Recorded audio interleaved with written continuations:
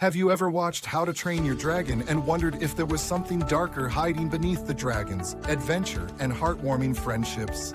What if I told you that some of the most disturbing secrets in the entire franchise have been sitting right in front of us the whole time? Secrets about Hiccup, Toothless, Berk, and even the ending itself. At first glance, this seems like a story about friendship and courage, but the deeper you look, the darker it becomes. By the end of this video, you may never see How to Train Your Dragon the same way again. From the very beginning, Hiccup is treated differently from every other Viking. He is seen as weak, awkward, and completely unfit for the life expected of him. While the other children are trained to become warriors, Hiccup is often ignored, laughed at, and pushed aside. Even his own father struggles to believe in him. Looking back, it almost feels as though Berk had already decided that Hiccup would never become anything important long before the story even began. His greatest challenge was never fighting dragons. It was proving to everyone around him that they were wrong. Then there is Toothless.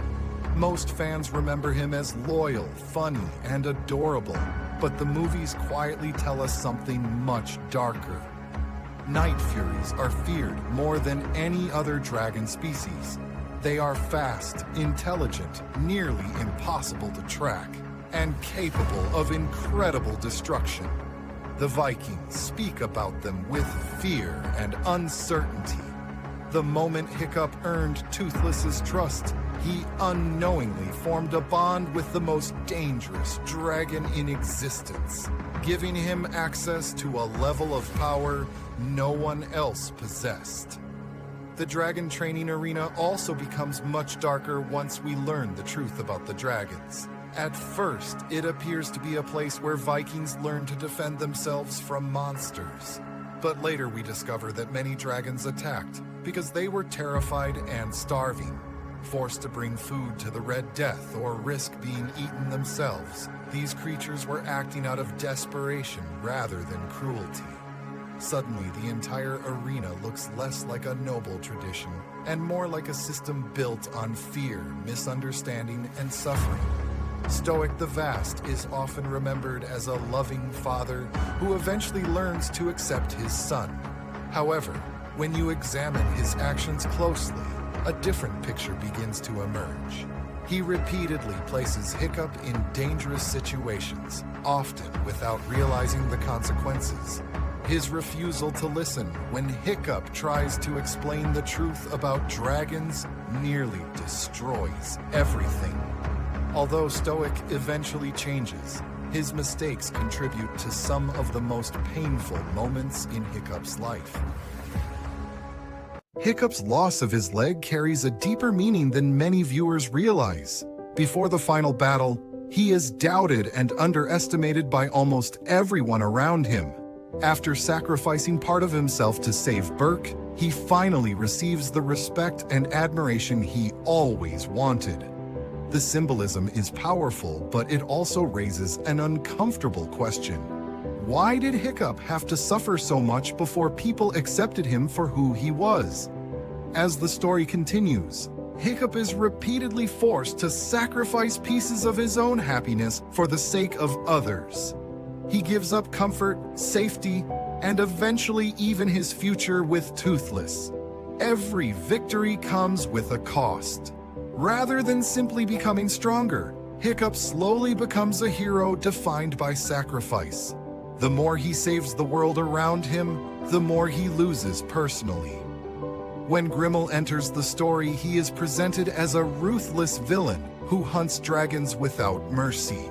But the more closely you compare him to the Vikings of old Berk, the more uncomfortable the similarities become. Before Hiccup changed everything, Berk celebrated dragon slayers. Dragon hunting was considered honorable. Entire traditions were built around destroying dragons. Grimmel is not terrifying because he is different from Berk's past. He is terrifying because he represents what Berk once was. Even the idea of dragon freedom becomes more complicated as the franchise progresses. Hiccup dreams of a world where dragons are free from control, Yet both Drago and Valka rely on powerful bewilderbeasts capable of influencing other dragons. One uses fear, while the other uses protection. But both systems involve stronger creatures directing weaker ones. This raises a troubling possibility that dragons may never have been truly free at all. Astrid's story contains another hidden mystery.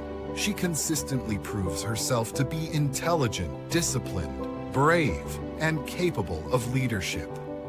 Many fans believe she possessed every quality needed to lead Berk. Yet despite her achievements, she spends much of the franchise supporting Hiccup's journey rather than leading her own. The films celebrate her strength while rarely placing her at the center of the story's biggest decisions. The ending of The Hidden World is often remembered as beautiful and emotional, but there is another way to interpret it. Hiccup spends years proving that humans and dragons can coexist peacefully. He changes minds, breaks traditions, and builds a new future. Yet when the final challenge arrives, he decides the world is not ready. Instead of continuing the fight, he sends the dragons away forever. What many viewers see as a victory can also be viewed as a heartbreaking farewell to a dream that never fully came true. And perhaps the biggest secret of all lies in the very first meeting between Hiccup and Toothless. The movie's presented as a magical connection between two lonely outcasts. But Toothless was injured, trapped, unable to fly, and completely alone. When Hiccup returned carrying food instead of weapons, Toothless may not have been responding to destiny. He may have simply recognized an opportunity to survive. Over time, that decision grew into trust, friendship, loyalty, and love. Rather than making their relationship less meaningful, this possibility makes it even more powerful because it shows that true trust is built through patience, kindness, and understanding. When all these hidden details are put together, How to Train Your Dragon becomes much more than a simple adventure story. It becomes a story about loneliness, prejudice, sacrifice, acceptance, and the courage to challenge a world that refuses to change. Beneath the dragons, the action, and the humor lies a surprisingly mature narrative filled with difficult choices and emotional consequences. And perhaps that's why this franchise continues to resonate with so many people years later. The deeper you look, the more secrets you find, and the more powerful the story becomes.